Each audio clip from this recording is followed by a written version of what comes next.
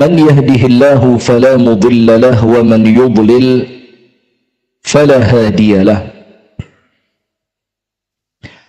أشهد أن لا إله إلا الله وحده لا شريك له،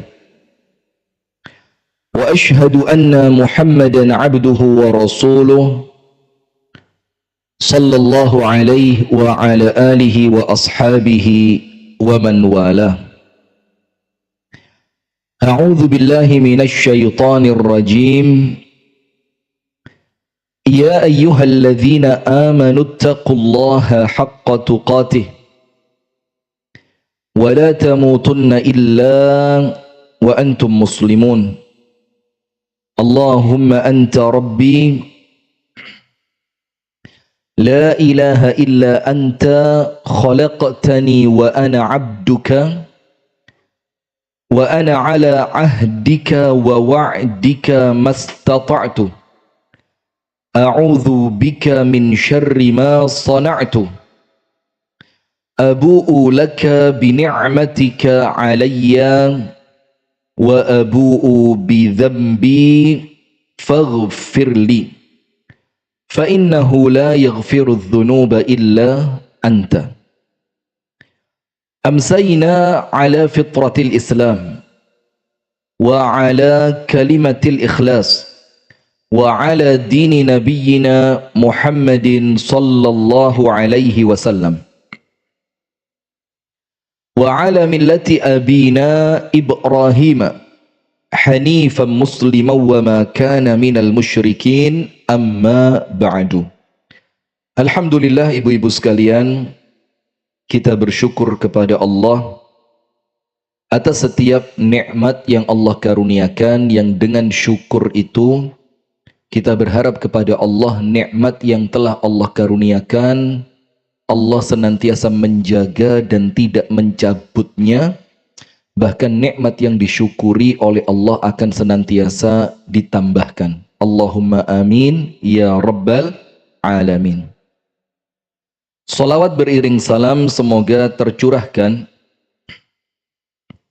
kepada uswah kita, suri tauladan kita dan kekasih kita bersama, Nabi besar, Nabi agung, An-Nabi Muhammad sallallahu alaihi wasallam, beserta seluruh keluarganya, beserta seluruh istrinya, beserta seluruh sahabatnya, dan seluruh di antara umat dan pengikutnya yang setia menjalankan sunnah, tuntunan dan ajarannya ila yaumil qiyamah. Hadirin sekalian, kita lanjutkan seorang wanita muslimah dengan dirinya sendiri. Yang pertama, seorang wanita muslimah dengan tubuhnya harus bersih, harus rapi. Bu, sikat gigi yang bersih. Kemudian menjaga kerapian di hadapan suami. Jangan bersolek dengan berlebihan, keterlaluan. Bahkan yang sangat dihindari adalah menggunakan minyak goreng. Ya, minyak wangi. Jangan pakai minyak wangi. Sekarang poin yang kedua, seorang wanita muslimah dengan akalnya. Kemarin dengan apa? Tubuhnya. Karena kalau tubuhnya tok yang diperhatikan, akalnya tidak diberi asupan, maka ya tentu dia akan menjadi perempuan yang membosankan. Secantik-cantiknya perempuan, kalau bodoh, itu menjengkelkan. Nggih Bu Lutfi, saya kangen sama Bu Lutfi, lama tidak muncul, kemana aja? Gak tahu ngaji saya tadi ustazah. Nah begini, ada salah seorang sahabat Nabi, di buku tidak ada ini, saya tambahkan, bernama Aktham bin Sofi. Alif kaf tha mim. Aktham bin Sofi radhiyallahu anhu mengatakan, iyyakum. Ini dia ngomong sama anak-anaknya. Jadi anaknya Aktham ini lanang kabeh. Maka dikumpulkan anak-anaknya dia ketika sudah masuk usia menikah. Terus dinasehati. Apa nasihatnya? Iyyakum wa nikahal hamqa fa inna suhbataha qadar. Nak, jangan sampai kamu menikahi perempuan bodoh. Karena hidup bareng dengan perempuan bodoh, suhbah, qadar, itu kenistaan. Ngerti enggak kenistaan? Jadi menjadikan kamu itu gak enak uripe, gak enak ngomongi. Jadi nista itu yo sial, ndak baik, menjengkelkan, wis pokok ndak enak. Maka sama Aktham bin Sofi yang dikasih peringatan bukan jangan menikah dengan perempuan jelek, enggak. Karena kalau perempuan itu secara fisik dia nampaknya biasa saja, atau bahkan maaf mungkin dalam tanda kutip di penilaian manusia mungkin dibilang jelek, tapi orangnya pinter, telaten, gemati. Ngerti gemati? Apa gemati itu? Gati sama suaminya perhatian, dia betul-betul memberi apa? Dia betul-betul memberi apa? Perhatian kepada suaminya. Maka tetap enak dibandingkan sakwali ketoke cantik tapi tell me, diajak ngomong buffering terus, muter doi, telat mikir, muter terus. Dek, kopi dijukuk nih, bubukan kopi, astagfirullah, airnya mana? Dijukuk nih, banyu di ember, kan dia ruwet. Maka perempuan muslimah itu tidak hanya memperhatikan fisiknya, tapi bagaimana dia memperhatikan akalnya. Akal adalah tempat kamu berpikir, beriman, berhubungan dengan sang pencipta yang menunjukimu pada setiap kebaikan. Jadi semua kebaikan itu pangkalnya di akal. Tapi maaf, dalam Islam akal itu bukan yang di kepala, tapi yang di dalam hati. Itu diperhatikan. Dan akal itulah yang akan menjagamu dari segala keburukan. Jadi iso mikir, ngerti mana yang baik, mana yang buruk. Yang membentuk jati dirimu, mengarahkan ucapanmu. Orang kalau berakal, Bu, ngerti omongan ini baik atau tidak baik. Omongan ini akan menyinggung orang lain atau tidak. Dia ngerti mana yang pantas, mana yang tidak pantas dengan apanya? Akalnya. Oh, saya mau pengajian, pantasnya pakaiannya seperti ini. Oh, saya mau ada acara kondangan. Apa kondangan itu? Acara manten dengan teman-teman, pantasnya pakaiannya seperti ini. Oh, saya diundang teman ke rumahnya untuk acara makan. Oh, pantasnya begini. Itu pakai apa? Akal. Tapi bukan akal yang polosan. Akal yang diisi dengan ilmu. Dan dengan akal itu akan menentukan kedudukanmu di antara manusia. Manusia yang berakal itu ditemani sama orang enak, ngerti. Kapan temennya sedih, ojo dijak guyon. Kapan temennya susah, diberi hiburan yang pantas. Itulah akal. Maka sudah seharusnya bila akal menjadi perhatian utamamu. Nah, maka dengan itu jangan dianggap seperti dulu lagi. Wes perempuan itu dapur, sumur, kasur. Nah, ini repot. Nanti gampang ditipu sama suaminya. Mau kemana, Mas? Pengajian. Nggak taunya kemana? Privat. Ngerti privat? Hah? Ya privat sama jamaah juga. Cuma jamaah yang sekarang statusnya meningkat menjadi murid. Bu Lutfi senyumnya menarik loh. Kenapa Bu Lutfi? Nah, sudah, kita lanjutkan. Poin yang pertama. Wahai saudariku muslimah, hendaknya kalian memperkaya akal kalian dengan ilmu dan membekalinya dengan pengetahuan yang bermanfaat. Ilmu dan pengetahuan yang bermanfaat. Ilmu seperti apa? Seperti ini. Duduk di majelis ta'lim. Pengetahuan yang bermanfaat apa? Membedakan mana kencur, mana kunir, mana jahe. Bagaimana Bu Lia? Aman ya? Sudah bisa sekarang? Mana lengkuas? Mana? Itu pengetahuan, biar ngerti. Suaminya minta buatin jamu, dikasih apa sebenarnya? Lengkuas. Dikira jahe. Nah, itu maka bekali akalmu dengan ilmu dan pengetahuan yang bermanfaat. Termasuk yang bermanfaat itu apa? Ya perempuan kudu ngerti, sekedar dondomi pakaian. Sekedar apa? Bagaimana dia merawat anak kecil yang sakit. Karena sebelum dia dibawa ke dokter, dokter pertamanya siapa? Ibunya. Nah, maka itu pengetahuan yang harus dimiliki seorang wanita. Faham gak ibu-ibu? Tumbuhkan akalmu dengan menelaah berbagai macam ilmu. Harus pinter. Harus pinter. Dan banyak orang-orang itu mengatakan, oh salah, perempuan mau ngapain sih? Enggak.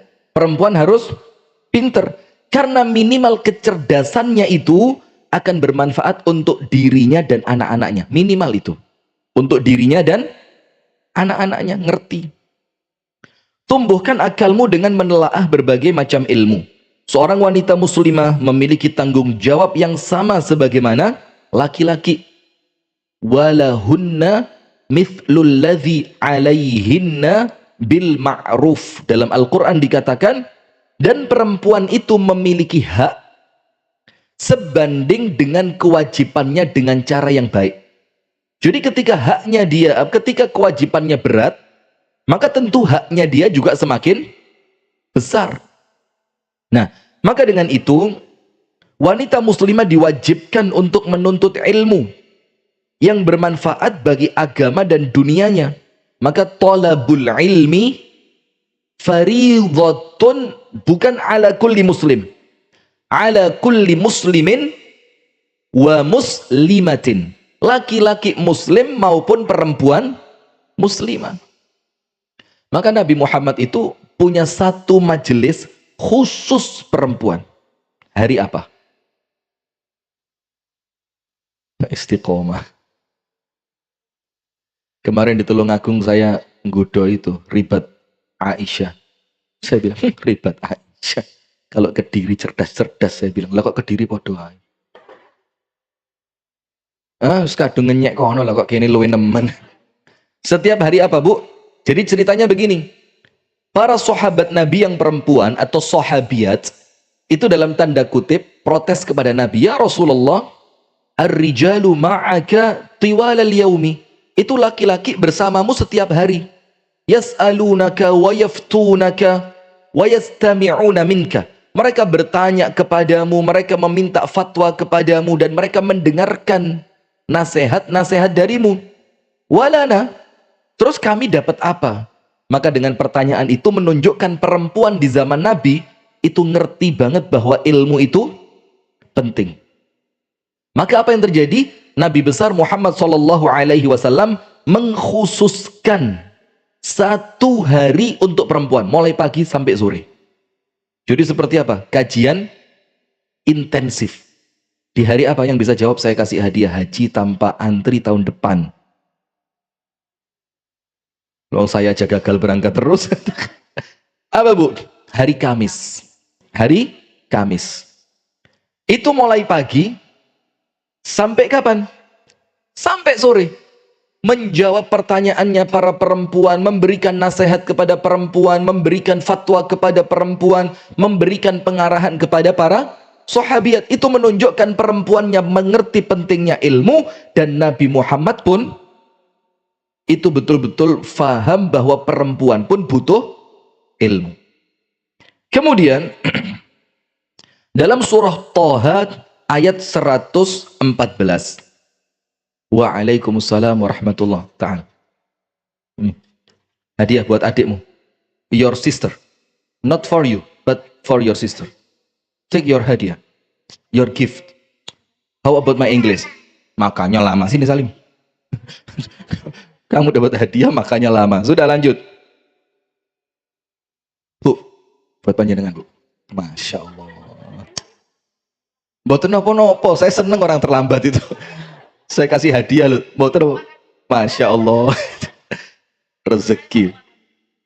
Nggih, biar panjenengan telat terus nanti. Mboten guyon. Sudah. Nanti berikutnya hadiahnya yang serius ya, dikasih pertanyaan.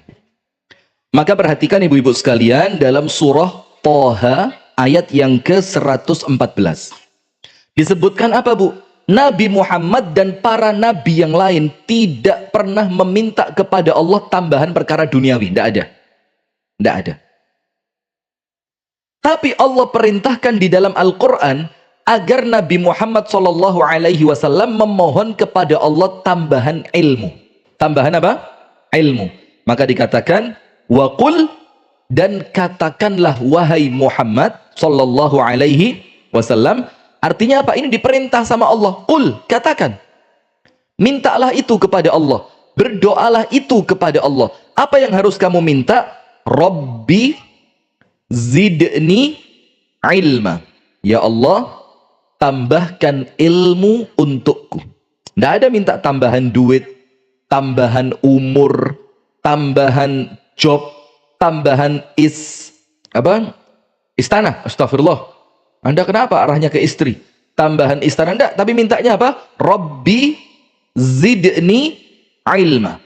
Itu saking pentingnya ilmu sampai Nabi Muhammad oleh Allah diperintahkan untuk meminta tambahan itu kepada Allah, yaitu tambahan ilmu.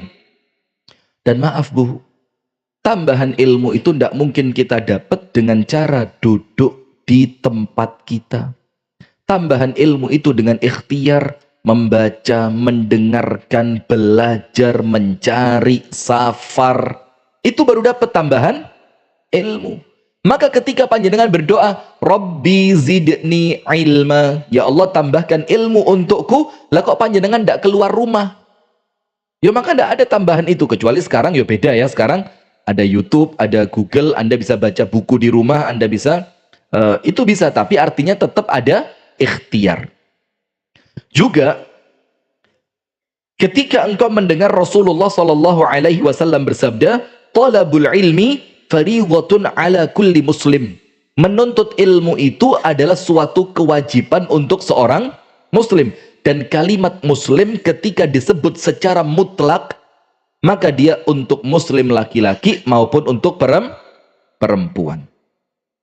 Nah sekarang saya mau tanya, ilmu itu ada yang ilmu fardu ain, ada yang ilmu fardu kifayah. Apa ilmu yang fardu ain?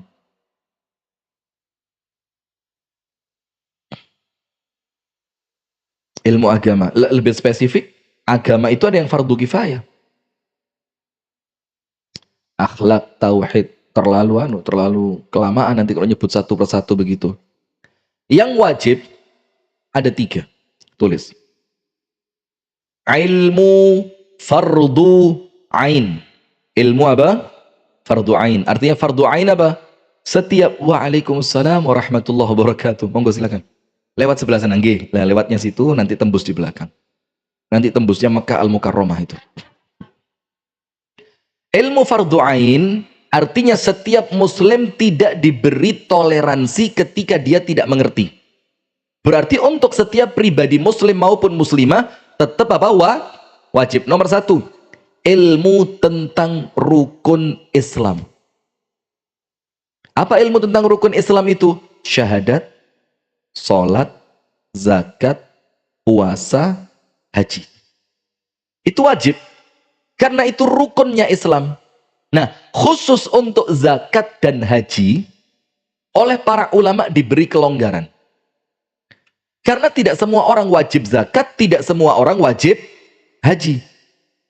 Zakat itu untuk mereka yang hartanya sudah mencapai nisab, dan mencapai putaran 1 haul, 1 tahun.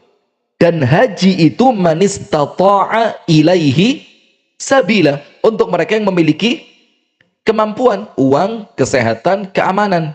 Nah, maka selain yang itu fardu ain. Yang kedua, apa ilmu fardu ain? Ilmu tentang rukun iman. Nah, rukun iman inilah ibu-ibu yang dibilang ilmu akidah. Iman kepada Allah. Bagaimana kita mengimani Allah? Bagaimana mengimani sifat-sifat Allah?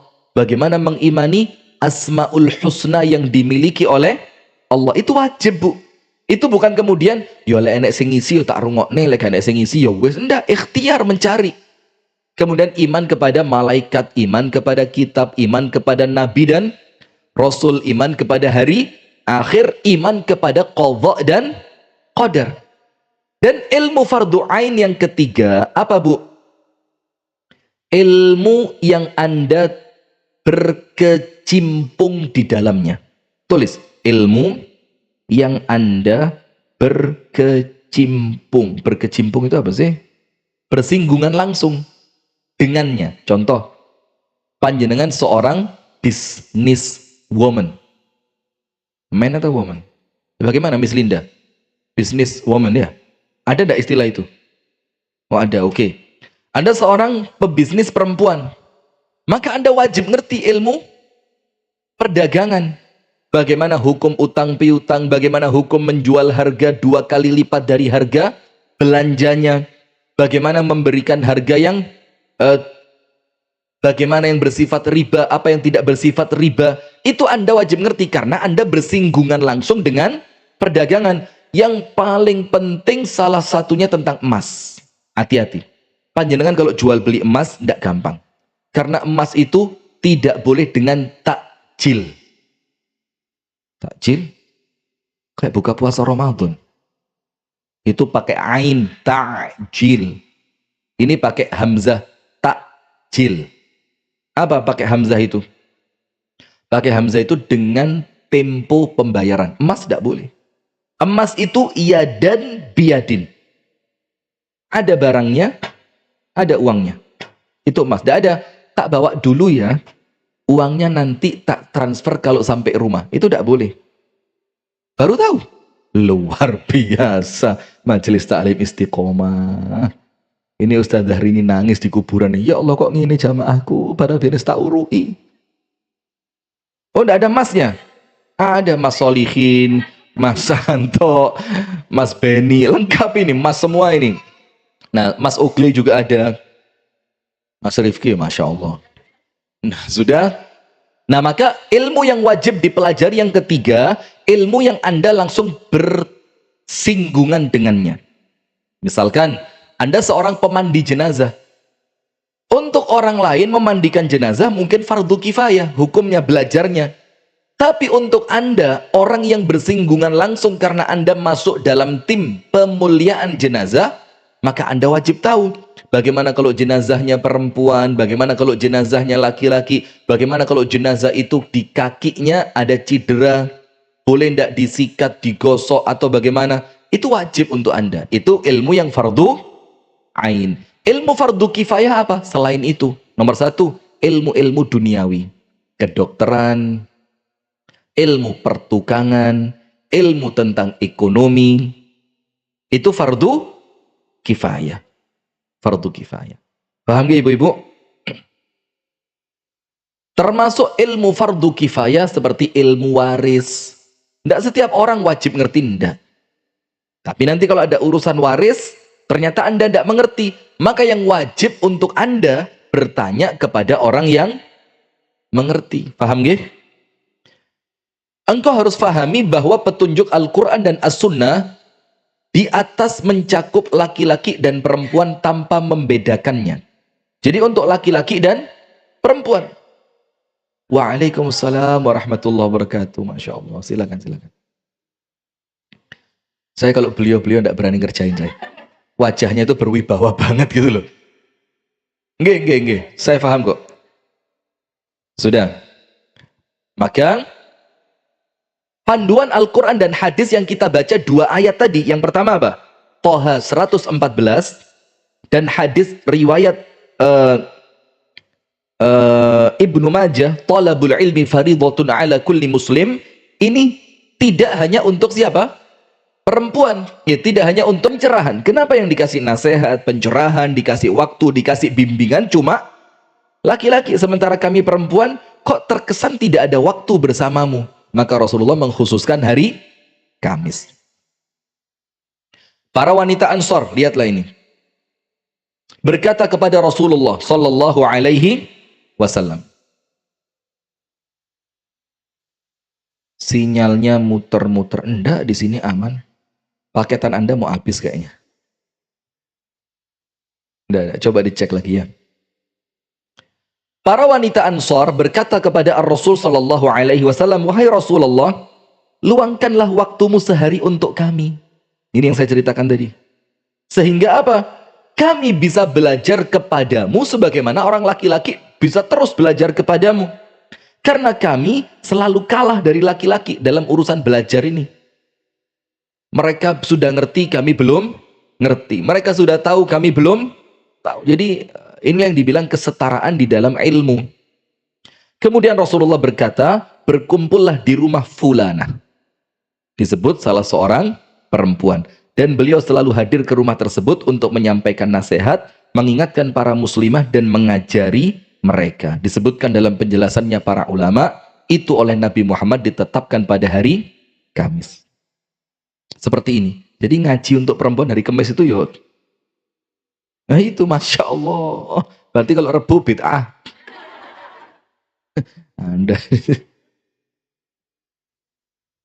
Wanita muslimah adalah orang-orang yang selalu ingin belajar. Belajar bu, terus bu. Cari ilmu.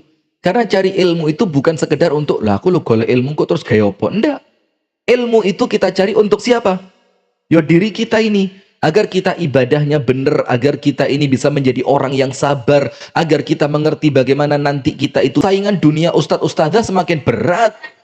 Lalu sekarang di Istiqomah, Masya Allah ya ustadzah semua ya sekarang. Kita jadi repot ini, sing lanang ya bisa tergeser, orang perempuan kalau ceramah ya luwes ya Masya Allah ya. Kalau kita laki-laki ini kan ceramah saklek keram. Coba lihat Dr. Aisyah Dahlan. Itu ceramah menyenangkan. Wong lanang medeni tok. Jakarta sinyal juga jelek. Mas Arif, tidak ada kendala? Aman.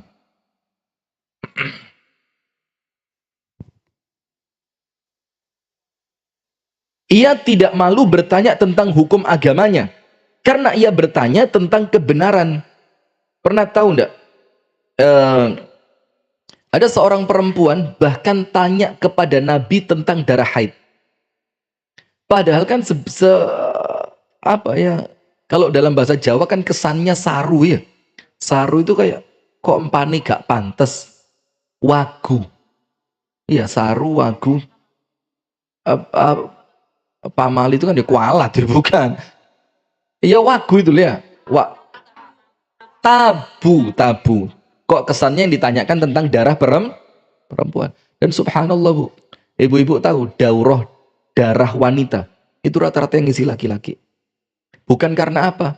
Karena perempuan yang ngerti tidak punya kemampuan untuk menyampaikan izin.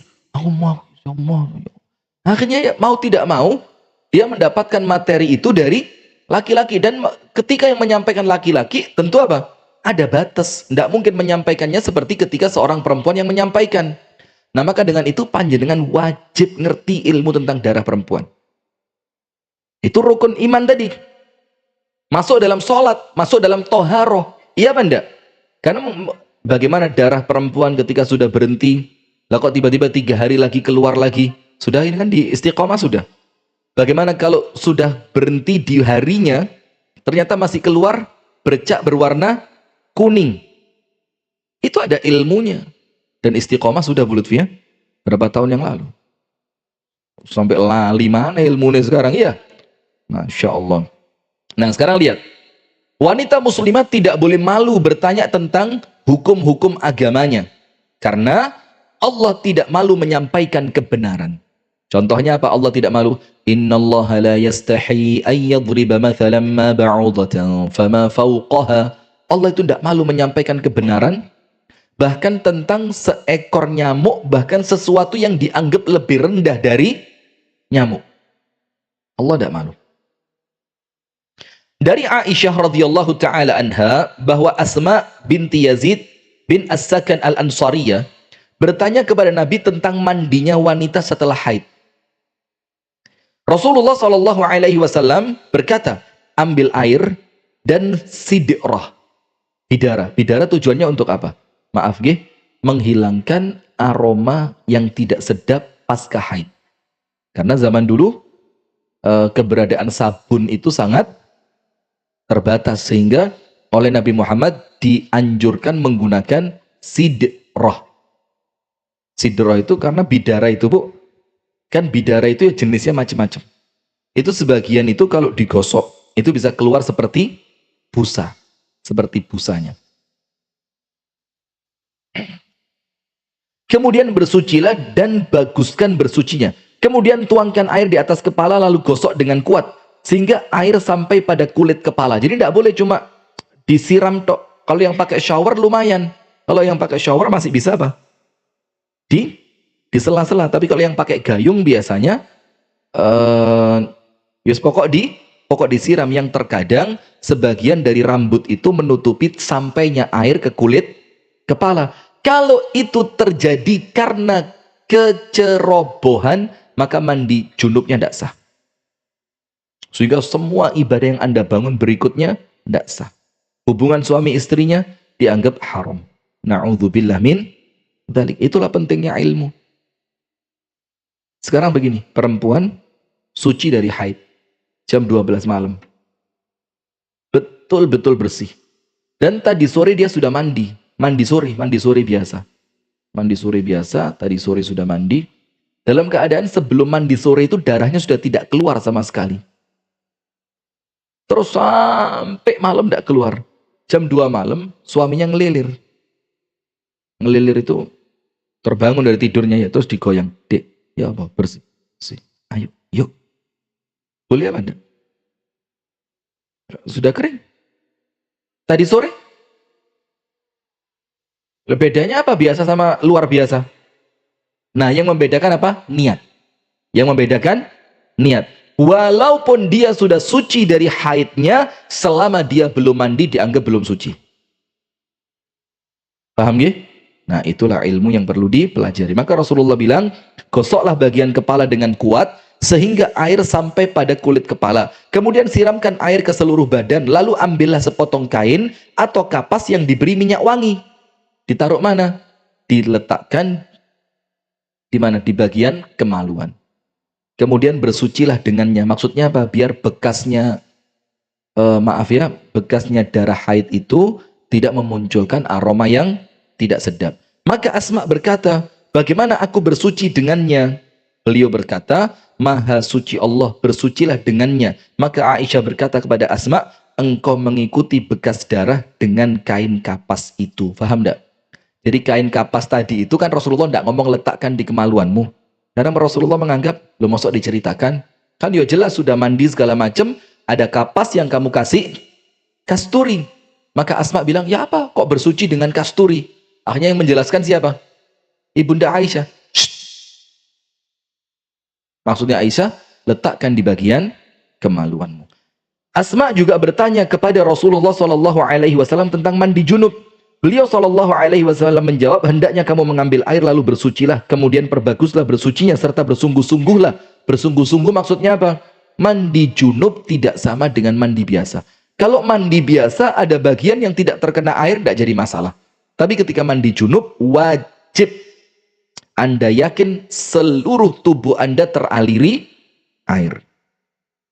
Lalu siramkanlah air ke atas kepala sembari dipijat-pijat sampai air mengenai seluruh bagian kepala. Kemudian siramkanlah air lagi ke atas kepala untuk yang kesekian kalinya.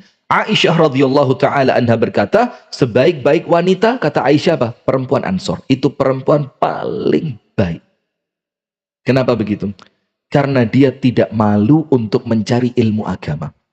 Jadi rasa malunya itu tidak menghalangi dia untuk bertanya kepada Rasulullah Sallallahu Alaihi Wasallam. Ummu Sulaim bintu Milhan Al-Ansariyah. Siapa ini?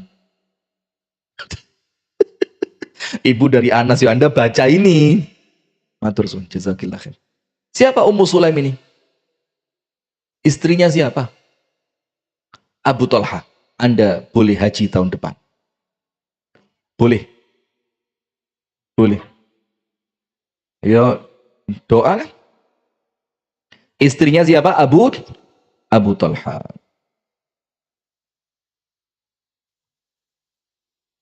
Menemui Rasulullah Sallallahu Alaihi Wasallam, kemudian ia berkata, ya Rasulullah, sesungguhnya Allah tidak malu dari kebenaran. Apakah seorang wanita harus mandi jika bermimpi? Wanita. Woman, you know, ladies. Watita. Anaknya siapa kamu? Ini Masya Allah, ini ngaji mulai lahir procot. Sama siapa lagi dulu ya? Ada satu lagi dulu. Oh, Rahimah. Rahimanya Burini. Itu pernah sekali ngaji sama saya. Mulai lahir procot ngaji. Pernah sekali ngaji di As-Sakinah Mojoroto. Saya kan naik motor ke masjid. Dari Kasembon naik motor. Itu kunci motor saya diambil. Ketika saya sedang imami sholat Isya. Waduh, Allah, hilang. Ini sudah. Subhanallah, tidak lama balik itu, Rahimah itu. Bawa kunci mobil.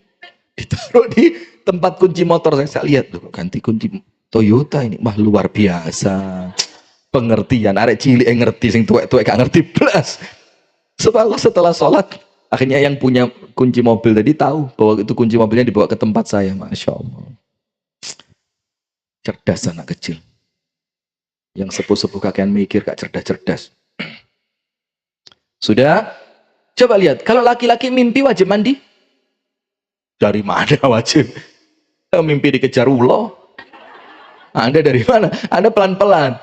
Kalau dia bermimpi dan tidak sampai, tidak sampai inzal. Inzal itu, maaf ya, air maninya keluar, maka tidak wajib. Tapi kalau hubungan suami istri tidak sampai inzal, wajib mandi? Wajib. Nah sekarang perempuan, kalau dia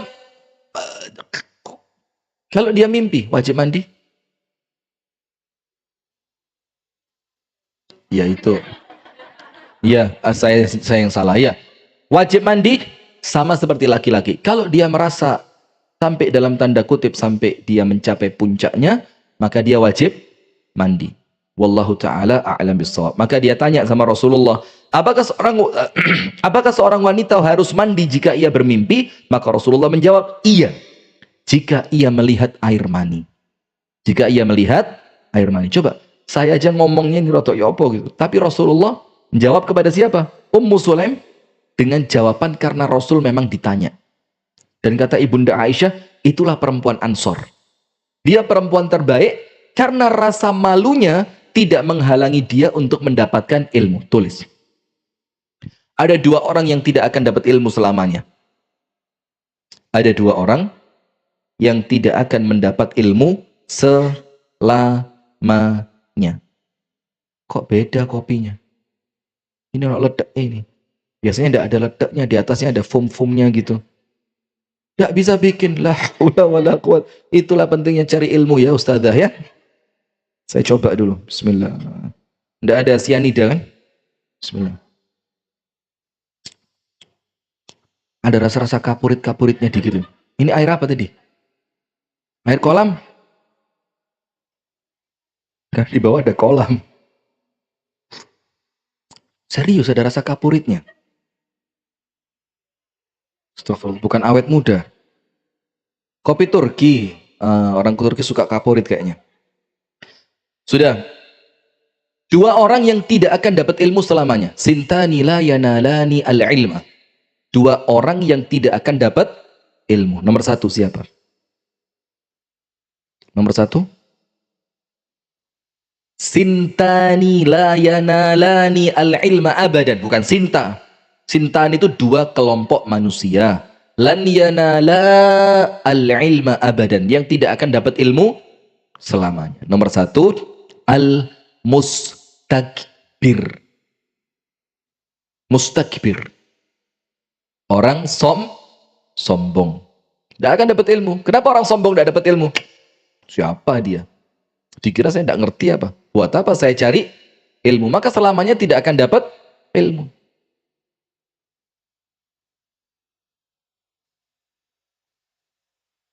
Yang kedua, al-mustahyi. Nomor satu, al-mustakbir. Yang kedua, al-mustahyi. Haya apa haya? Al-haya'u minal iman. Malu. Berarti al-mustahyi, pemalu. Diajak ngaji ke Nur Solihin. Nur Solihin ini ibu-ibu wis pinter-pinter. Padahal yo jan yo gak lho Mbak. Anda jangan minder, di sini podo kabeh. Malah subhanallah saya tanya ndak ada yang connect blas, mendingan Tulungagung kemarin. Yang kedua, al-mustahyi, orang yang malu. Kalau malu dia tidak mau tanya.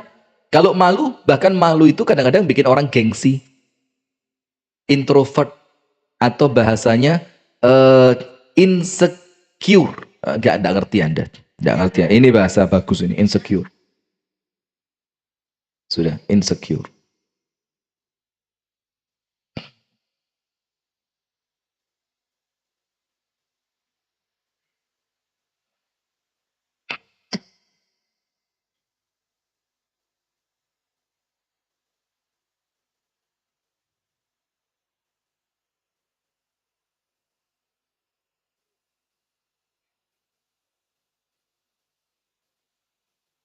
Kita lanjutkan. Maka Ummu Salamah berkata, kemudian menutupi wajahnya karena malu. Ia bertanya, ya Rasulullah, apakah perempuan juga mimpi? Tapi ketika Ummu Salamah yang tanya, Ummu Salamah itu tanya sambil apa? Sambil mukanya ditutupi karena merasa malu. Karena dianggap pertanyaannya yo tabu tadi ya.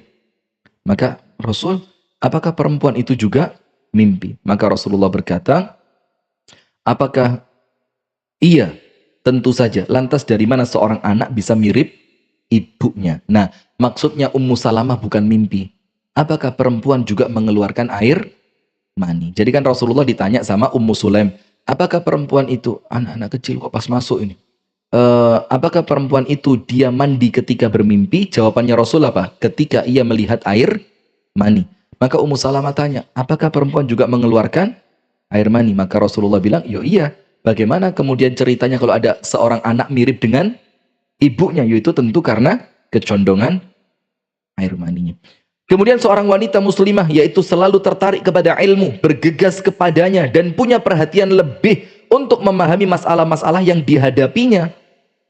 Jadi tanya perempuan muslimah itu. Sebab ia sadar bahwa kedalaman ilmu akan mempengaruhi jati dirinya.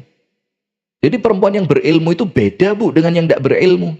Kelihatan lebih pede, kelihatan lebih berwibawa, dia kelihatan lebih kalau bahasa lebaynya ya mungkin lebih anggun lah ya. Jadi ilmunya itu menjadikan dia inner beauty-nya semakin terpancar.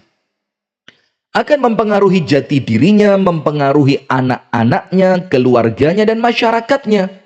Akan tetapi apa yang sebenarnya wajib dipelajari oleh wanita? Nah, sekarang kita jelaskan. Hal pertama, kalau tadi yang saya jelaskan 3 tadi itu secara umum. Ilmu yang fardu ain, rukun Islam, rukun iman, dan perkara yang kita bersinggungan secara langsung dengannya. Misalkan seorang dokter perempuan, dia harus ngerti bagaimana hukum menyentuh laki-laki yang bukan mahram dalam urusan medis, itu wajib ngerti. Maka subhanallah, itulah yang saya sampaikan berulang kali. Diperbanyak objin perempuan.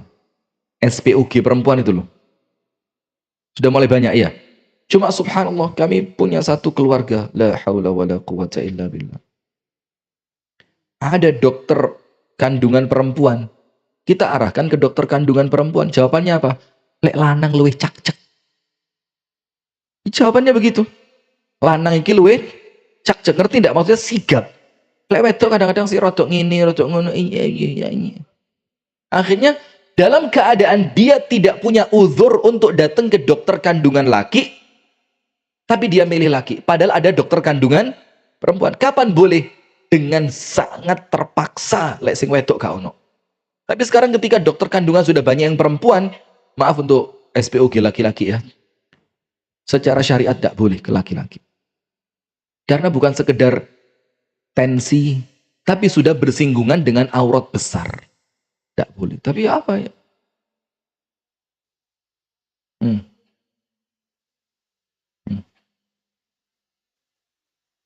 Ya diikhtiarkan ngomong, saya minta semuanya perempuan. Kalau secara terpaksa dibilang di rumah sakit tersebut, maaf ibu, tidak tersedia bagian anestesi yang perempuan, ya sudah mau apa? Kan begitu, cuma tetap kita ikhtiar dari awal. Jangan sampai ditangani oleh dokter laki-laki. Kalau memang memungkinkan.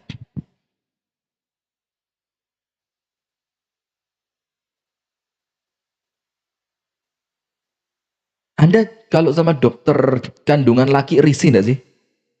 Alah, pret. Ada yang biasa banget kok. Malah takon-takon, gimana dok, kayak begini dok. Hal pertama yang hendaknya kalian pelajari, kalian di sini siapa? Perempuan muslimah.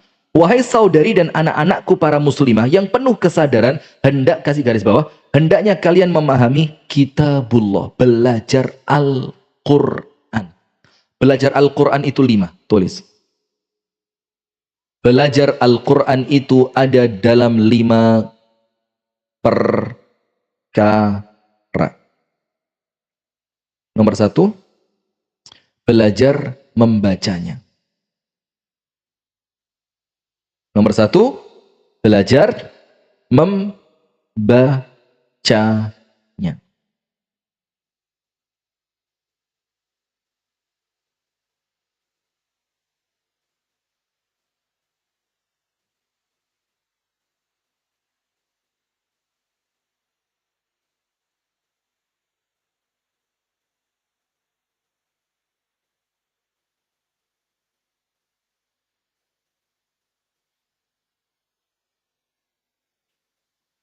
Nomor 2, mulai latihan menghafalnya.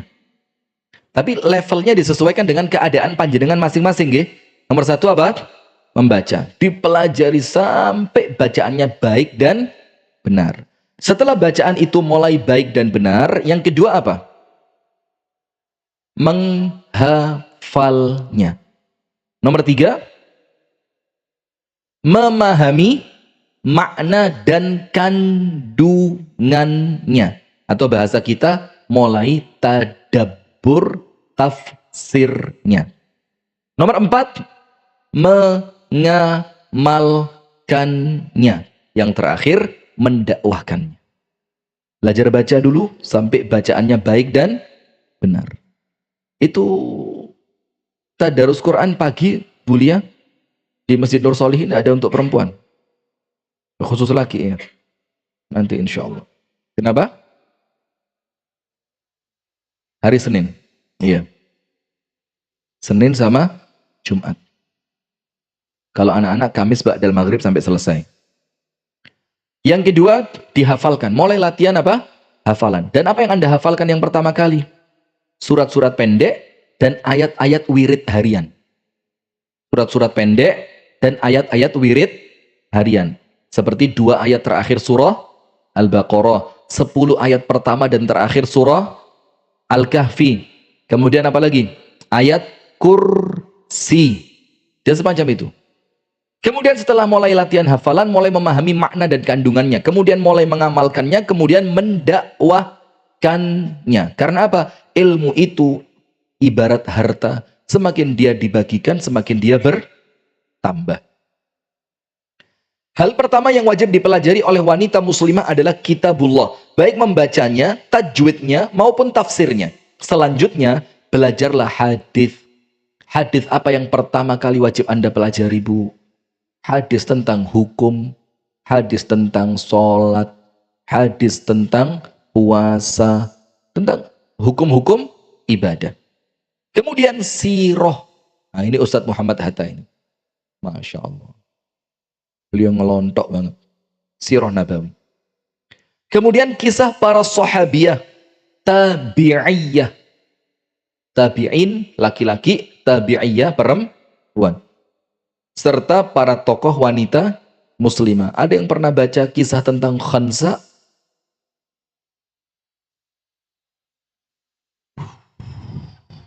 Oh ngelontok, monggo cerita. Saking ngelontoknya sampai rontok semua ayat. Masya Allah. Nah, kemudian perdalamlah ilmu fikih untuk meluruskan ibadah dan muamalahmu. Kemudian pelajarilah hukum-hukum agamamu berdasarkan dalil yang kuat. Ibu-ibu, belajar, kemudian Anda tanya tentang dalil, itu bukan aib. Karena ada sebagian penceramah yang ketika ditanya dalilnya itu emosi. Kamu belum saatnya. Ini yakin saja. Loh ya apa? Ngaji itu landasannya dalil. Dalil itu Al-Quran dan As-Sunnah. Lah kalau ngaji ditanya dalil, lah kok kemudian emosi. Nah, itu tidak pantas. Yo, ngomong saja, mohon maaf untuk saat ini saya belum eh, tahu hadisnya. Nanti berikutnya saya sampaikan. Itu kan lebih elegan ya, lebih baik. Setelahnya, pelajari ilmu yang menjadi wewenangmu dalam hidup seperti apa? Mengurus rumah, suami, keluarga dan anak-anak. Menjadi dokter di rumah. Jadi di kulkas itu aslinya bukan kulkas, Bu, kulkis. Ada showcase, you know? Orang Jawa mau jenis showcase. Tempat nyimpan minuman dingin tuh yang kacanya transparan. Nah, aslinya cool kiss. Tapi orang Jawa susah, kulkas. Jadi di lemari es kita itu harus ada, Bu, obat-obat yang diperlukan dadakan. Seperti apa? Bu, astagfirullah, Bu. Saya ngomong obat yang diperlukan dadakan. Lah kok diare? Diare itu penyakit, bukan obat, Ustazah. Loh, lah kok obat kok diare itu loh. Masya Allah, jangan pinter istiqomah. Masya Allah. Mudah-mudahan Ustazah Rini oleh Allah dirahmati di alam kuburnya. Amin. Murid panjenengan Ustazah, Masya Allah. Obat sehari-hari yang diperlukan lah kok diare. Diare itu penyakit. Sudah. Engkau adalah makhluk yang Allah khususkan untuk mengurusi segala urusan. Bener apa enggak? Perempuan itu kudu ngerti kabeh. Kecuali satu. Angkat galon dan masang LPG. Alah pret. Perempuan itu yang sudah latihan angkat beban, ngangkat galon itu kuat. Tapi ketika ada suami, angkatin dong.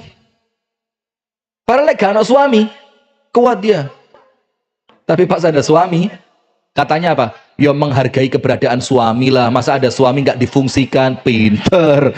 Masya Allah. Sudah. Maka pelajari ilmu yang berkaitan dengan kewenanganmu di dalam hidup. Seperti apa? Pelajari ilmu tentang rumah, tentang suami, keluarga, anak-anak. Engkau adalah makhluk yang Allah khususkan untuk mengurusi segala urusan rumah tangga. Urusan ibu yang penuh kasih sayang, menenteramkan, ceria, riang. Serta ibu itu simbol kebahagiaan dan kesenangan. Iya benar. Rumah itu kalau sudah kehilangan ibu, itu kehilangan cahayanya. Silah, kayak suram gitu. Karena bapak itu tidak seceria ibu. Ibu itu tempat anak jerit-jerit.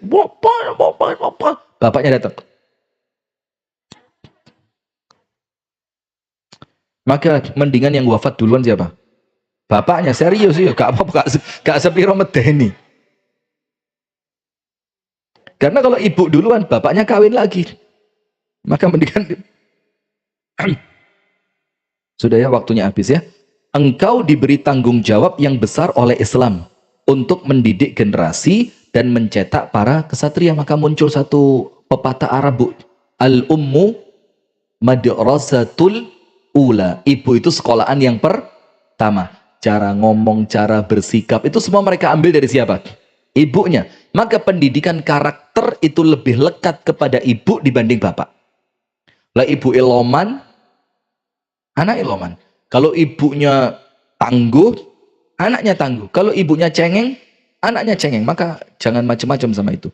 Kemudian dalam pepatah yang lain dikatakan, al-ummu madrasatun idza a'dattaha a'datta sya'ban tayyibal a'raqi.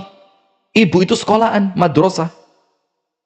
Kalau dia mempersiapkan generasi dengan baik, dia mempersiapkan generasi yang bau keringetnya saja wangi. Itu istilahnya apa? Saele-ele, kalau anak itu dipegang ibunya tetap baik. Itu dulu ya. Insya Allah kita lanjutkan pada pertemuan yang berikutnya. Mungkin bisa ditata ulang Ustazah Alia. Karena kalau jam 4 sampai jam 5 nampaknya pendek banget.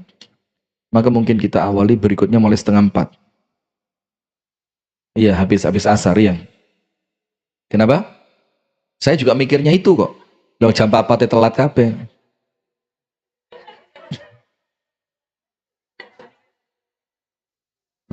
Monggo.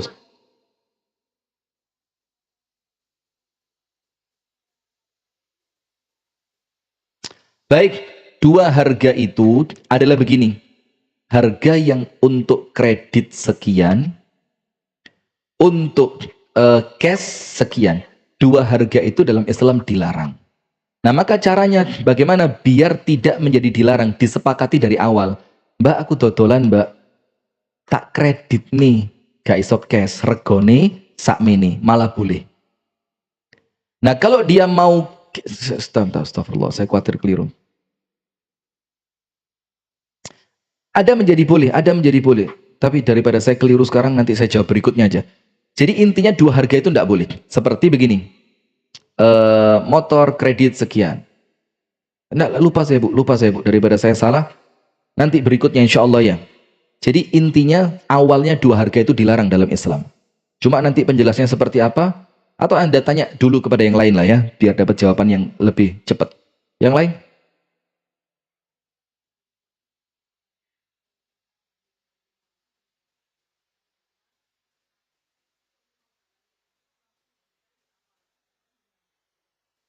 Wallahu a'lam, wallahu a'lam. Anda pertanyaannya berat-berat hari ini. Tanya sama yang lain. Coba yang lain.